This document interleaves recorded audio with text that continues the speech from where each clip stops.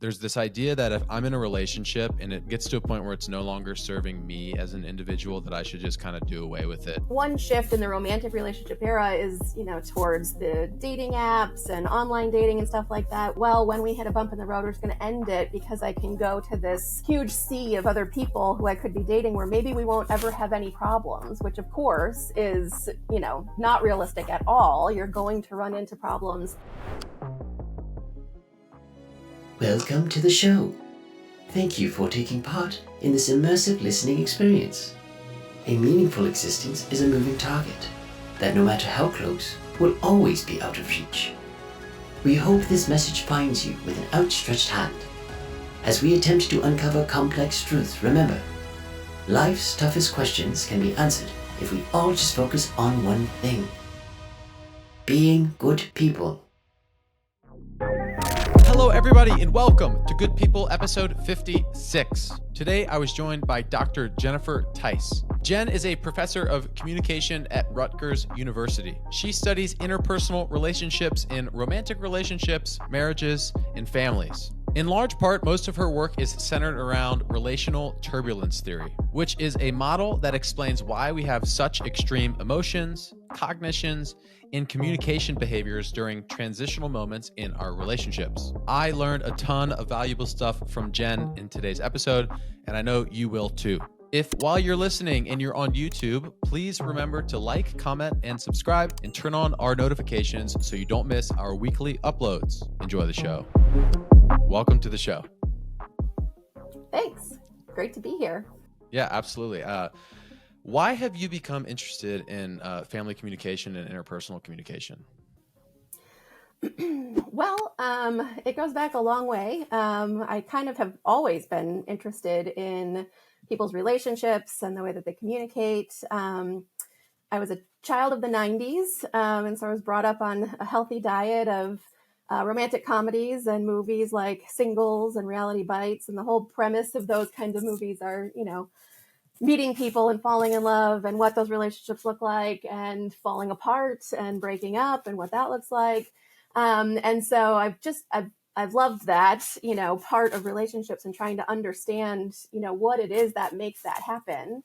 And when I went to college, I was perpetually single, but sort of living vicariously through all of my friends and their relationships and watching them and what they were going through.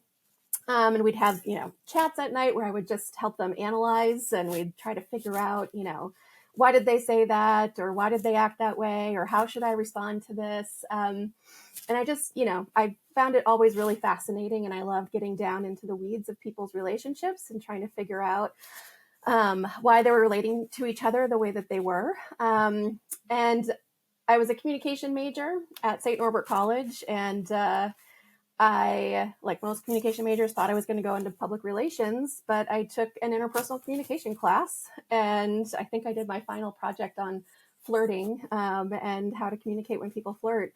And it just sort of opened up a world for me of, like, I had no idea that people could research this for a living, and spend their time doing that. So I went to graduate school to keep on doing that and become a professor and spend my whole life doing that now. So.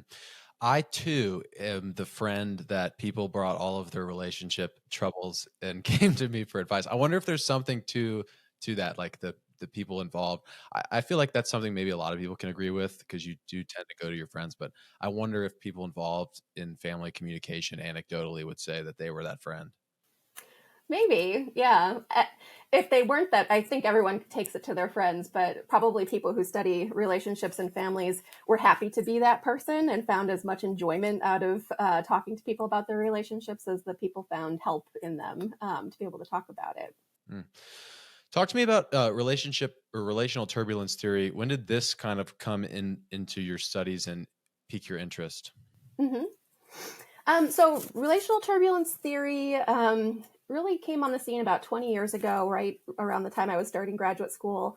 And it started as a model to try to explain this transition from in dating relationships, sort of casual dating, to being seriously committed to our partner.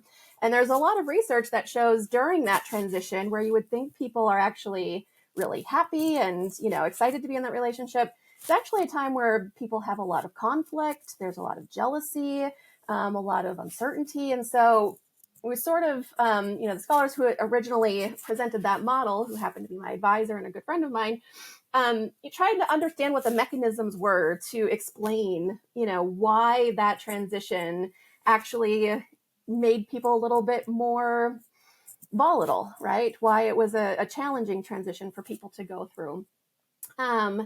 And so it's developed since then to look at relationships beyond dating relationships, to look at marriage, to look at family relationships, because it focuses on really any transition that people go through. And our relationships and our families are filled with transitions that we go through on a regular basis.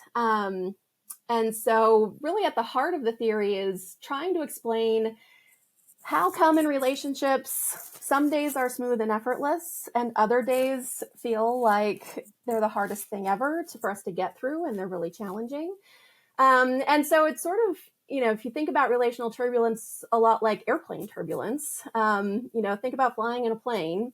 And when the plane is taking off, you're really aware of how fast you're going and you hear all the sounds and you're like really keyed into the flaps going up and down and, the wheels coming up. And then you get into the air and you're cruising at 30,000 feet and you don't even realize that you're in a tube high up in the air, flying until you hit a patch of, rough air or the wind speeds change. And in that moment, you become much more aware again that I'm flying in a tube through the sky. And so you start to hear the clicking sounds that are happening and you start to notice other people and how uncomfortable they might be.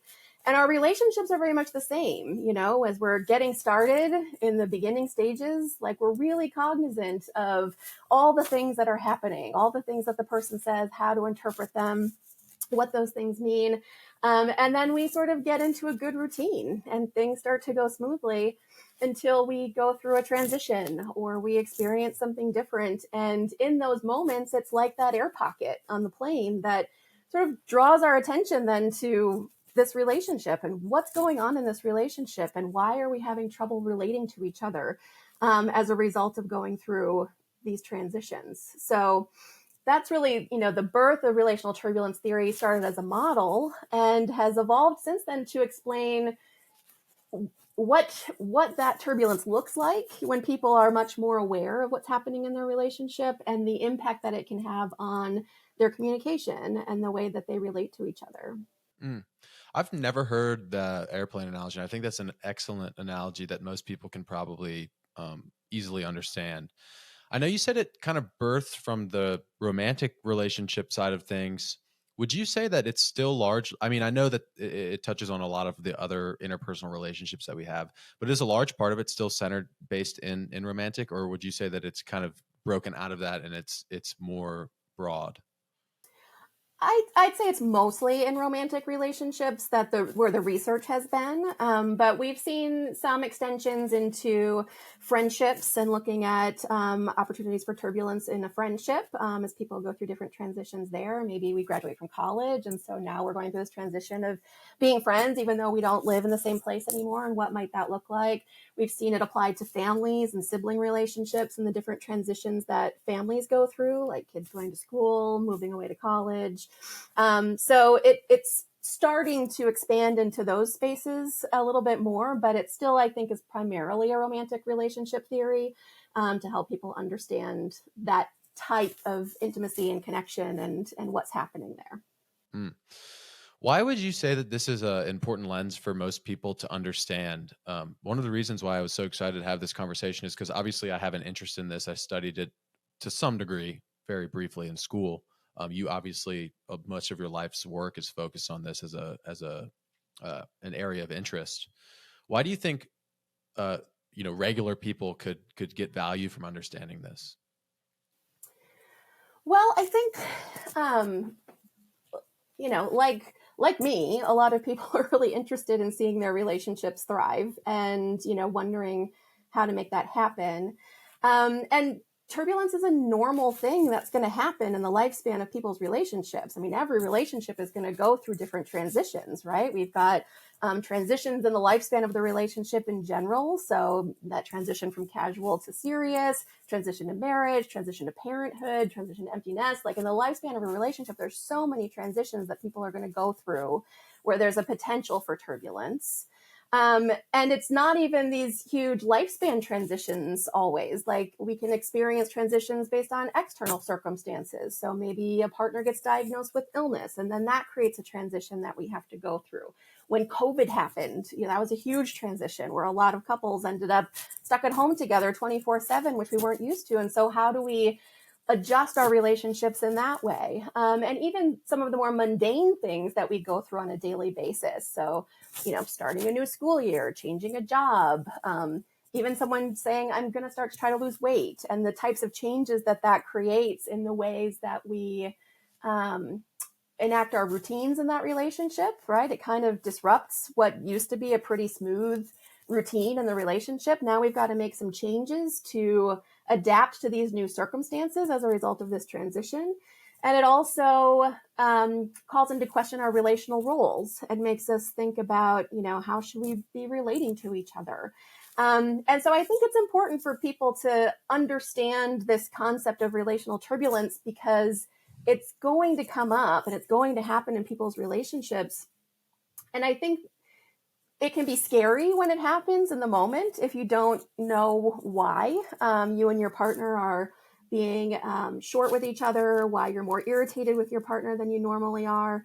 And so recognizing it as something that's a normal part of the relationship trajectory, I think can make it less scary and make it easier for people to just be open to that experience and figure out how to navigate their way through it, and how to reduce the turbulence in that relationship, because they won't be overreacting to the fact that the turbulence is there. They'll recognize it as a piece of their relationship, and figure out how to work through it. So I think that that's, one reason why understanding the theory and understanding the explanations that we've come up with for why people go through periods of turbulence in the relationship is really important. Right. I agree with that sentiment, wholeheartedly. I think making it an expectation. The episode that comes out the week that you and I are recording this was with it wasn't actually the guy who wrote the book on marriage, but he is very close and was very familiar with the content of it. But I pretty much discussed with an individual about marriage trends, divorce rates in the United States, etc. And we talked a lot about this emerging idea of like a picture perfect relationship that always fulfills the self, like the me in each relationship. And over the years that you've studied this, is that something that maybe you've noticed has changed, like this perception that relationships aren't supposed to be potentially as turbulent as they are? I guess I'm just curious as to what your perspective, as somebody who's been involved with the literature for a longer period of time, what that kind of looks like. Mm-hmm. That relationships shouldn't be as turbulent as they are. Yeah. So maybe to expand on it a little bit more, there seems to be a very contemporary viewpoint, and maybe it's not as contemporary as I'm imagining, but that there's this idea that if I'm in a relationship and it gets to a point where it's no longer serving me as an individual, that I should just kind of do away with it and we should end this thing and I should move on. Where sort of what you're proposing, maybe not in specific words, but it's in opposition to that, of like, you're going to hit bumps in the road where it's not always about you, or you have to carry more weight for your partner and your family. And I'm wondering if you've noticed that that's changed at all over the years that you've studied it. I don't know that I'd say there's like a cultural shift toward that. I think that there's, it's kind of normal, I think, for people to have that knee-jerk reaction to problems in the relationship, for us to be like, well, there's another relationship down the tubes because we had a fight, or, we're not getting along. And it doesn't need to be that way. I think, one shift in the romantic relationship era is, towards the dating apps and online dating and stuff like that, which maybe has contributed to a sense of like, well, when we hit a bump in the road, we're just going to end it because I can go to this huge sea of other people who I could be dating where maybe we won't ever have any problems, which of course is, not realistic at all. You're going to run into problems in every relationship and with every partner. But I think knowing that those resources are out there and that I can get connected to a plethora of new dating partners anytime I want, maybe makes people less tolerant of things happening in their relationship, less willing to work through it potentially. But I don't think that relationships are any more turbulent today necessarily than they were, 10, 20 years ago, or even further back than that. I think that because transitions are such a normal part of the relationship experience, like turbulence has always been there and it always will be there as part of a relationship. And so, the people who are willing to stick it out and work through those things and they don't cut and run at the first sign of trouble. One of the things that we've seen in research is that working through turbulence together can bring people out on the other side feeling like we're stronger in this relationship because we've worked through struggles together. And we've proven to ourselves that we can do it and that we can get through the other side. We can have a fight and it doesn't lead to us breaking up. It leads to us understanding each other better, and it leads to, figuring out how to communicate with each other better. So I think the people who stick it out through turbulence and figure out how to communicate with their partner can be really satisfied in having navigated through those, firestorms a bit. I know this is maybe jumping ahead, and we can totally address this later if you'd like to, but I remember when I was learning about this as a theory, the literature was very much like the turbulence you experience will either lessen or strengthen your relationship. Is that the case? Is there always a change? Is there some like neutrality to it? What does that look like? I think, so when we think about the mechanisms in turbulence theory that are responsible for creating turbulence, so we look at transitions, right? And so transitions can come from any place. And so the nature of a transition that we're sort of shifting, there's a change in our circumstances. We have to shift in circumstances. When we make those changes, it creates opportunities for what we call relational uncertainty. So it can raise questions about our involvement together, how I feel about the relationship, how we should relate to each other, how we should behave around each other. I might have concerns about what you're thinking in the relationship and where you think the relationship is going. And so those sorts of questions often arise in transitions because transitions require us sometimes to take on new roles, right? To perform new tasks or do different things than we used to do. And so wondering if I'm doing those things correctly or well can be one of the questions that arise. And the other thing about transitions is that it creates a disruption to our well-worn routines, so we've gotten really comfortable and used to each other and used to relating in a particular way. And then these circumstances come along that shift that. And so we have to figure out all over again how to be in a relationship together, how to be intimate together, how to communicate together. And when we have to figure that out, it creates a lot of opportunities for us to misstep, to make mistakes. And so the theory talks about that and the way that partners are interdependent with each other. And so as we're attempting to figure out these new routines that came about as a result of this transition, it creates opportunities for what we call interference from a partner, where your partner gets in the way of your ability to enact your routines, to carry out your goals, and to accomplish the things that you want to do. And so transitions, by and large, are going to be characterized by those two things, right? That those things are going to come about during transitions. Now, whether or not those two things lead to turbulence then is a question of how people handle it, right? So how are we communicating through that? Am I communicating about my uncertainty? Am I asking questions about where we see this relationship going? Are we working together to create new routines that work well for us or not? And so I think the people who work through these things maybe manage to stave off turbulence or at least, minimize turbulence in those experiences. But those two variables actually make it hard to do those things. It makes us much more reactive to our circumstances when I'm not sure what's going on in the relationship. I don't know how to interpret things. And also, you're getting on my nerves because you keep getting in the way of everything that I'm trying to do. And so we become much more emotional. We become much more reactive. And so that's just a normal byproduct of having these experiences, is having those reactions that go with them.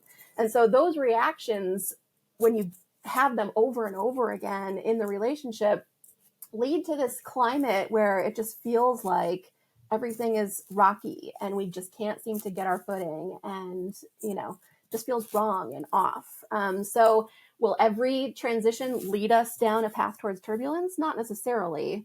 It all depends on how couples handle it. Cool.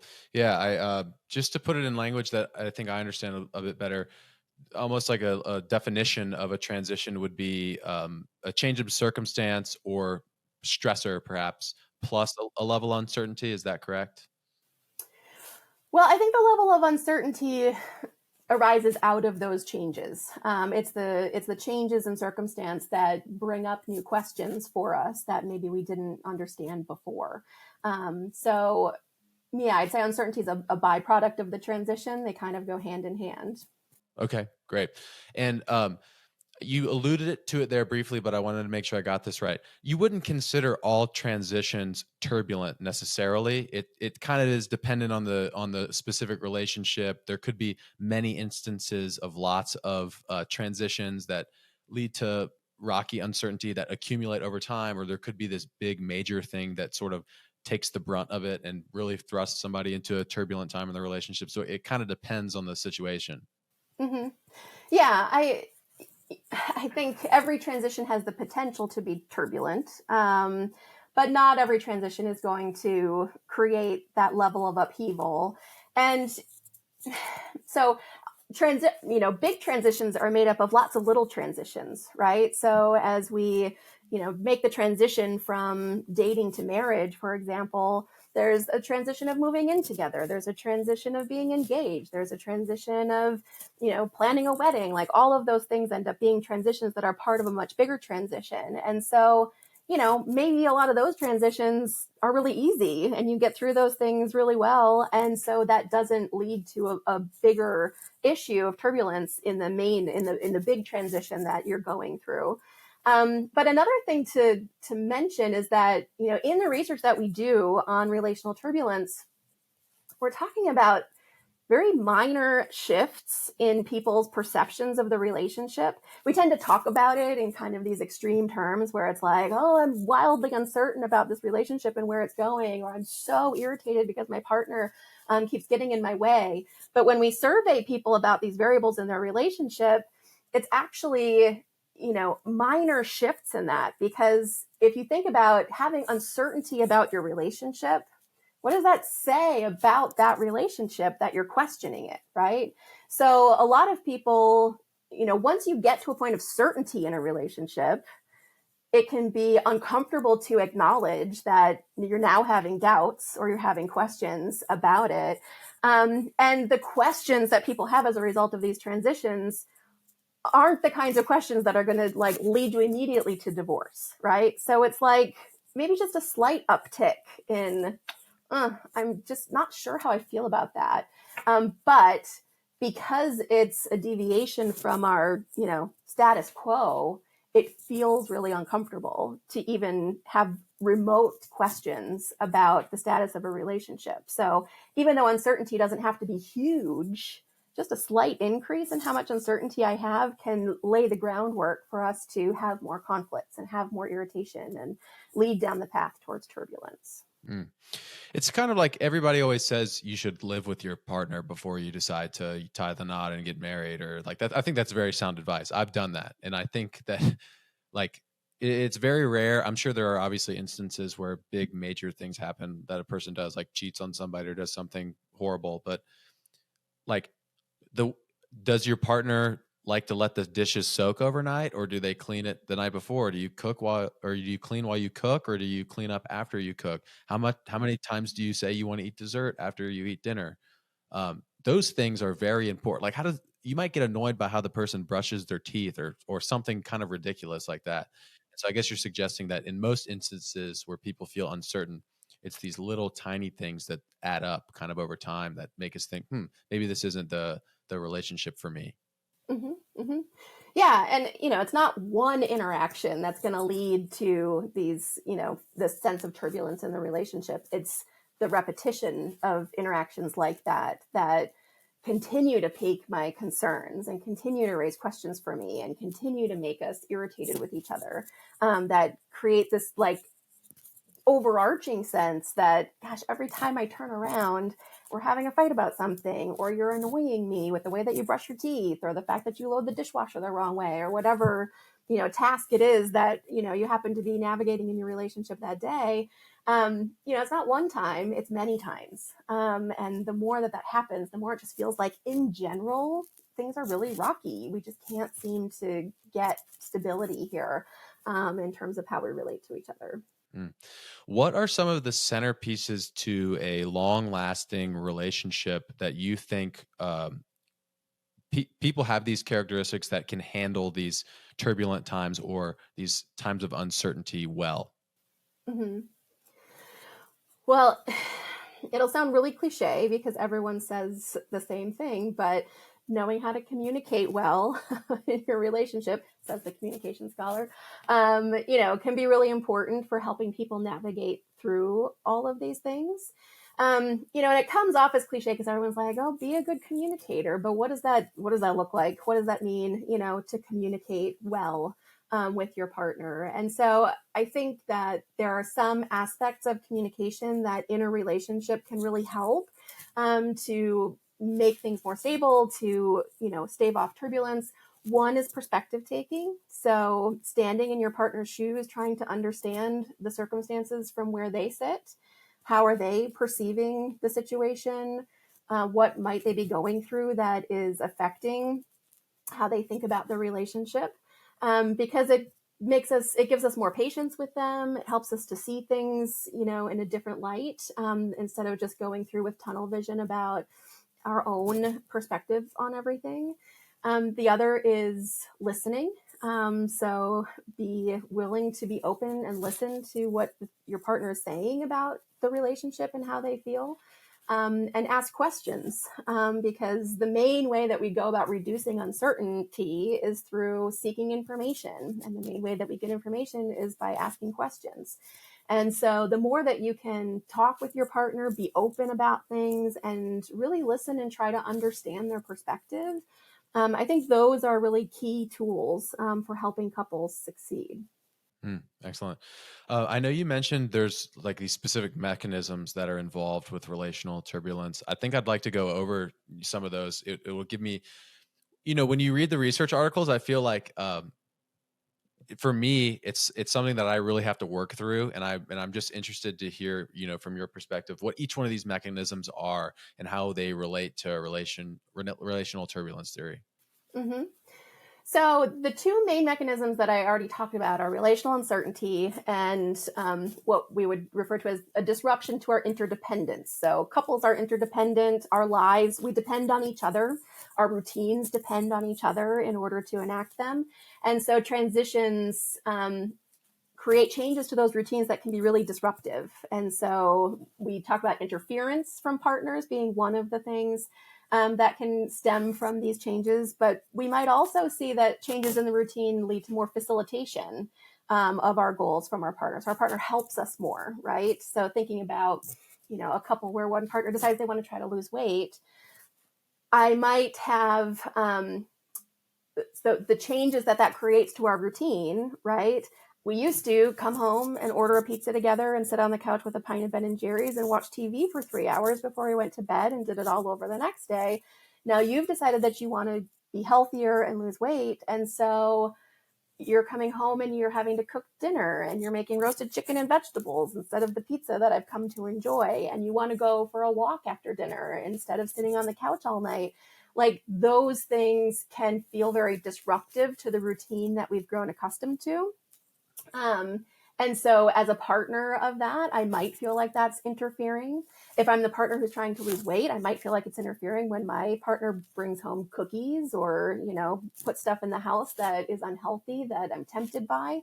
But our partner can also facilitate those goals as well, right? So like maybe you encourage me to go to the gym, or we go for a walk together after dinner, or you're helping me do meal planning. So like the change in the routine, our partner can either get in the way of that, or they can make it easier to do that, right? So relational uncertainty and these changes to interdependence and routines are the two main mechanisms that stem from a transition because of the changes in circumstances. Once we are experiencing those things, uncertainty about the relationship, and particularly interference from our partner, makes us more reactive when we engage in interaction with one another. So the next piece of the theory is really looking at our interpersonal episodes, our interactions, or our experiences with each other. And so relational uncertainty makes us more cognitively reactive, right? I'm less likely to do perspective taking. I'm going to make attributions for your behavior that are very unfavorable. I'm going to think you're doing these things on purpose just to make me mad. I'm not going to be able to, make favorable attributions for you in that case. If I'm experiencing interference tends to be tied to more extreme emotions because it's a thwarting of our goals. And so that leads us to experience very intense emotions, particularly negative emotions. I'm frustrated, I'm angry, I'm mad, maybe I'm scared, right? Because I don't know why this is happening and I can't figure it out. And so our cognition and our emotion then feed into our communication behavior. And so we might be more avoidant in our communication if I'm experiencing these biases or these emotions. Or I might be more aggressive in my communication. If you're disrupting my routines, I might want to confront you about that and, try to figure out why you're doing what you're doing. And so we see communication in these episodes sort of take on extremes, right? Either we're like really engaged and positive, or we're really avoidant and negative. And that all stems from these circumstances. And so, like we were talking about before, it's the repetition of these interactions over time that are all characterized like this, that add up, right? And so it's not just one. It's, we had an interaction today and yesterday and the week before that. And it's just really starting to feel like every time we communicate, we're rocky, right? We can't seem to figure it out. And so that's where this global sense of relational turbulence comes from, is the repetition of those things over time and these cycles that couples go through of these volatile interactions. It bubbles over. Like there's a good rule in interviewing where it's like, it doesn't really matter what questions I ask. They're just going to tell me what they want to tell me, sort of thing, like whatever's on their Right. mind. It's kind of like that, where you're going through these, you're having these high levels of uncertainty, everything they're doing is pissing you off. And then some arbitrary moment happens and you kind of snap and you freak out, sort of thing. That maybe would be an extreme case of it. Yeah. But I mean, that's exactly what happens, right? Like, you're going along, it's that turbulent airplane, like you're going along, everything's smooth, but now I've got some of these questions. And so like you left your dirty dish in the sink, and last week that wouldn't have been an issue because everything was smooth, but now I've got all this uncertainty and you're interfering. And so I'm more mad about that dish than I would have been under different circumstances, right? Mm-hmm. And maybe I would have never confronted you about that dish in the past, but because I have all this uncertainty and these negative emotions, like I'm just going to be more confrontational about it maybe. And maybe I don't ask in a nice way for you to put it in the dishwasher. Maybe I yell at you and say, you're so inconsiderate, for leaving your dishes around. Instead of just asking you nicely if you could please rinse it off and put it in the dishwasher, right? So yeah, it's these repeated episodes where we're just more reactive to the things that are happening in the relationship that make this relationship feel really tumultuous. And once we get there, it makes all these other relationship processes a lot harder to enact, right? So we're not as good at providing social support. We're not as good at maintaining the relationship. We're not as good at interpreting one another's messages. Like the mundane day-to-day communication that we have to do just gets so much more problematic and challenging if we perceive that we're in a state of turbulence in the relationship. If somebody is in that state of turbulence, what are some good ways for them to recognize, okay, this isn't a productive way for me to continue communicating or acting or thinking? What are some ways that we can step out of that? Mm-hmm. Well, I mean, I think the first thing is recognizing it, which is often the hardest part, for people to see that the way that they're communicating isn't as effective as it should be, or that they're overreacting to things. And so that's where we were talking about before about people's knowledge about turbulence and the fact that it's a normal thing just maybe helps people to recognize it when it happens. I know for myself, if I'm irritated with my husband about something, often I can sort of step back and say, okay, well, we've been going through this, and so I'm probably overreacting.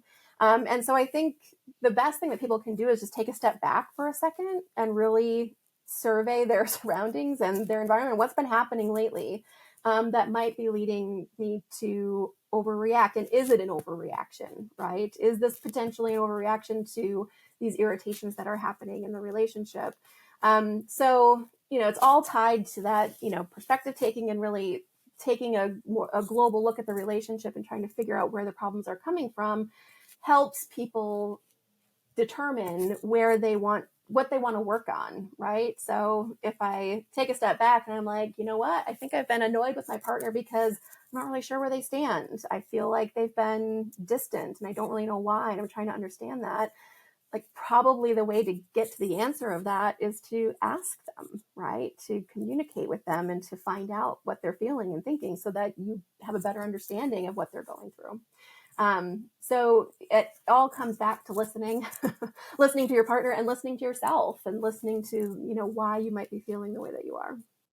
Don't be so reactive. Be able to look at your relationship from an outside perspective. I think something that, we're it's easy to talk in extremes to understand the concepts, like imagining the person snapping at the simple thing and it's all bubbling over and the state of the relationship is in shambles.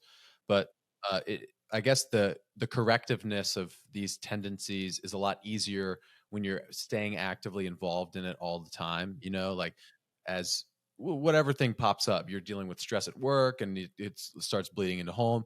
It's easier to nip that in the bud than to let things sort of continue to go over. And if you're always of the mind that this relationship is something that I have to actively be engaged in, it's something that I care about and want to work on, that self-recognition or even the partner recognition is a lot easier to handle.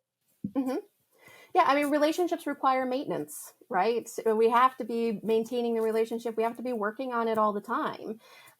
If we stop working on it and we become complacent, then it just opens the door for these kinds of interactions to crop up more. If we're not putting in the work to communicate well, to perspective take, to try to share in routines and responsibilities, to give affirmations to our partner. We need to be doing all of those things to make sure that our relationships are persisting in a healthy way. Because if you don't attend to the relationship, it's going to atrophy. It's going to, stall. It's going to not continue in a positive direction. And then you'll have more problems to deal with as it starts to fall apart, right? So people might start to see, there's a staircase model of relationship development where, people don't go from 0 to 60 in forming a relationship. We also don't go from 60 to 0 when a relationship is falling apart. We start to see withdrawal and we start to see changes that lead to more distance between partners, and less of a desire to maintain the relationship and to put in the work and the investment that's required for us to connect with each other on a regular basis. So it's all about being mindful, and that mindfulness about where the relationship's at, how I'm feeling, how my partner's feeling. Like, those things can go a long way for making sure that the relationship stays strong and healthy. Have you looked into the resiliency of a relationship based off of relationship quality, any other characteristics? Like, are there certain relationships that are able to withstand more than others? I'm sure there is. Well, I don't know that I'd say that it's a quality of the relationship per se, so much as what the partners do in the relationship that makes them more resilient, right? So in some of my recent research, I have been looking at resilience, and there's a communication theory of resilience that talks about the different actions that people take in order to be more resilient in a wide variety of things, not just relationships, but in communities and in life in general. And so our ability to, one of the factors of resilience is thinking about, alternative logics and like reframing situations. And instead of focusing on what's hard and what's negative, focus on the silver linings, focus on what's positive, focus on what you're doing well. And I think that, that's good advice for couples, to try to adopt a mindset where, instead of fixating on the things that your partner does wrong and the ways that they're annoying to you or irritating you, trying to identify what they do right, giving them credit and appreciation for putting the dish in the dishwasher when they normally don't, and showing that appreciation in a way. I think that those are all really important parts of building resilience in a relationship, which is, another perspective is that it's this routine maintenance of the relationship and the continuous investment in the relationship that sets us up to be prepared for hardship, right? So couples who have been doing that maintenance all along in the relationship, working on their connection with each other, working on those investments, really putting a lot of energy into the relationship, when they get to that transition, COVID happens, one of us gets sick, we lose a job, something happens. Because we've been doing the work to build up the relationship up to that point, it makes us that much more resilient in the face of these transitions and these hardships, because we've prepared ourselves for that. And we've, put those investments into the relationship that make it easier for us to handle hardships when they come up. That's interesting. I'm getting engaged, or I'm already engaged. I'm getting married in October this year. Congratulations. Thank you. And my fiance and I talk about that a lot. We actually started dating during COVID lockdown. It was like, we definitely should not have been hanging out on weekends, putting our families at risk. But anyways, we think about that a lot. Like I think one of the reasons why we got along so well is because we went through this horrible kind of global trauma together that has given us a camaraderie for, number one, doing something so difficult, but also a resiliency to withstand less major, I guess, events that when little things pop up, it's like, oh, no big deal. We've weathered a global pandemic together. We're going to be all right. Right. I wonder if there's what the lasting impacts of that are going to be. I'm certain there's probably people in my exact same situation. Yeah, a lot of COVID relationships. I did some research during COVID on people's relationships, but I did it early in the lockdown, and sort of looking at already established relationships. And so those changes and how people just got sick of each other, basically, from being around each other all the time. And we got into the field right away because we were like, oh, COVID is going to be over quickly. So we have to like figure out this transition and how people are going through it. But it lasted so much longer than anyone thought, right? And so couples navigating that, it'd be interesting to see people like you and your fiance who met during the pandemic and started a relationship during that time. I mean, there is something that is like, wow, if we can get through that, we can get through anything, right? If we can weather this storm, and you learn lessons through all of that, right? So like, going through a hardship together, teaches you a little bit about your partner and how they handle stress. You get to see it in them and the actions that they perform and how they decide to behave. And it creates sort of a solidarity with each other, that we've gone through this hardship together. We came out stronger on the other side as a result of it. And so that can really bond people, to feel like you've survived something so traumatic or stressful. I'm super fascinated by the effects of the pandemic. Obviously, it's horrible, a lot of what people went through, but I spoke to a man named Professor Phil Reed. He studies a lot of different things, but one of the main proponents of his research, he is out of Swansea University in Wales, is internet addiction and digital dependency.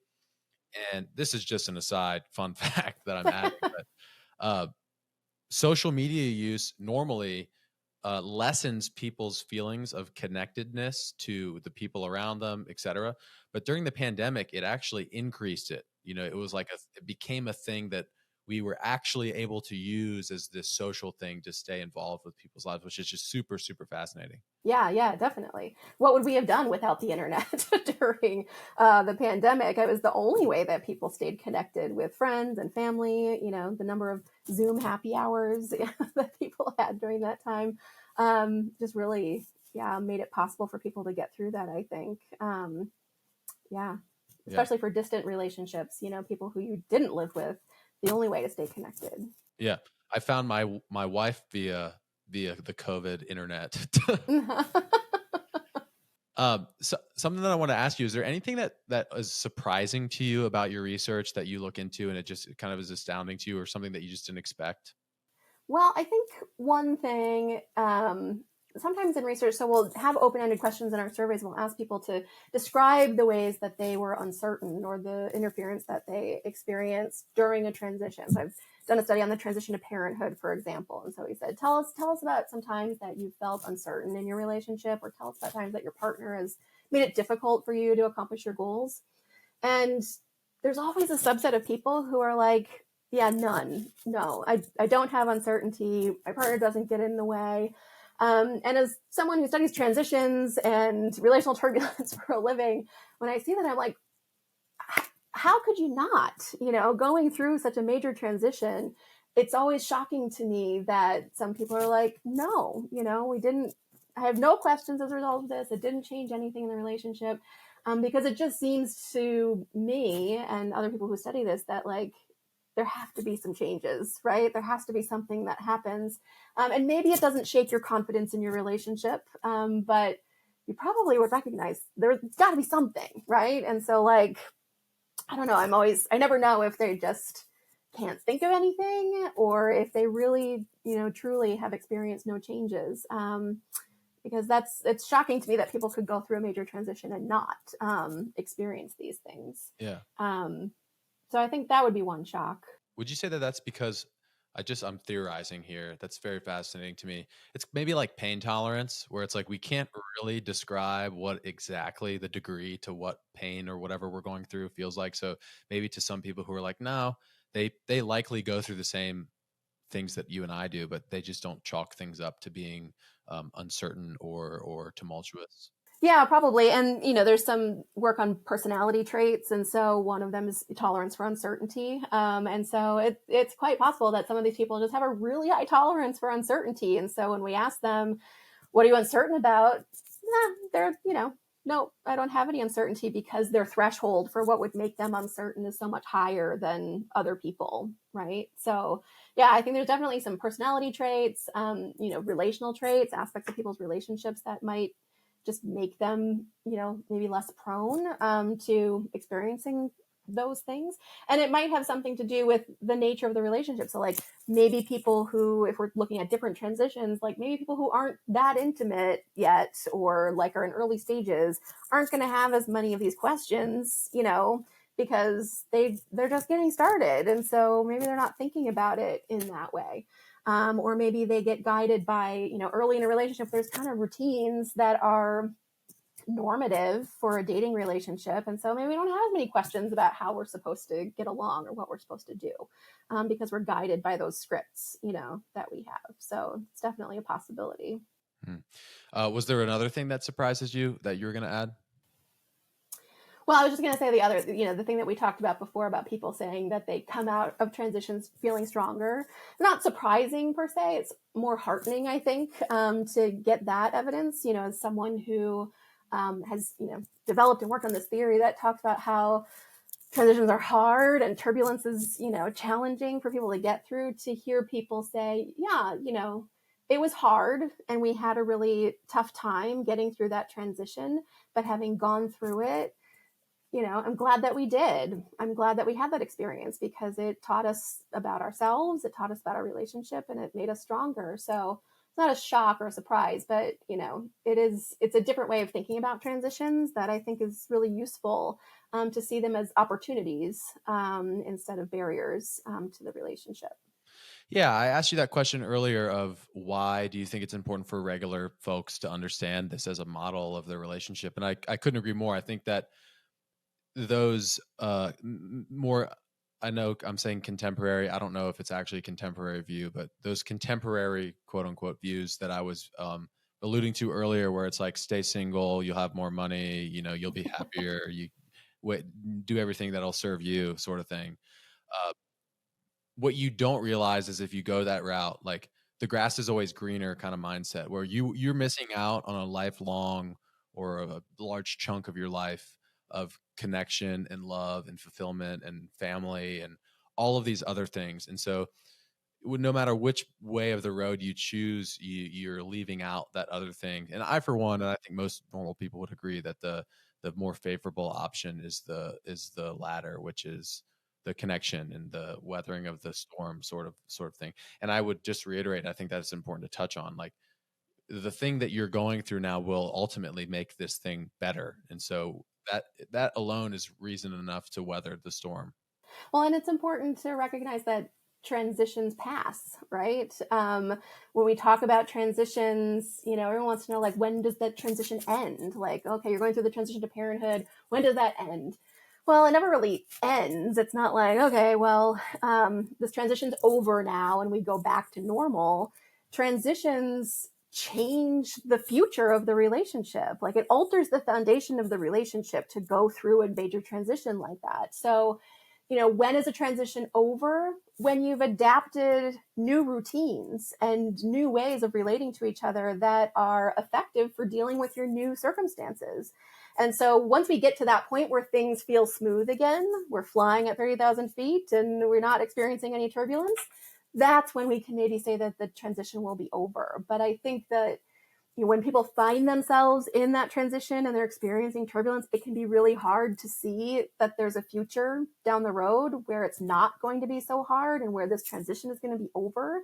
And I think if people can't see that or think about this future beyond this turbulent experience, it can be really challenging to stay the course and to want to stick that out and stay with it. So attempting to be future minded and really think about like what the future might hold gives us some optimism.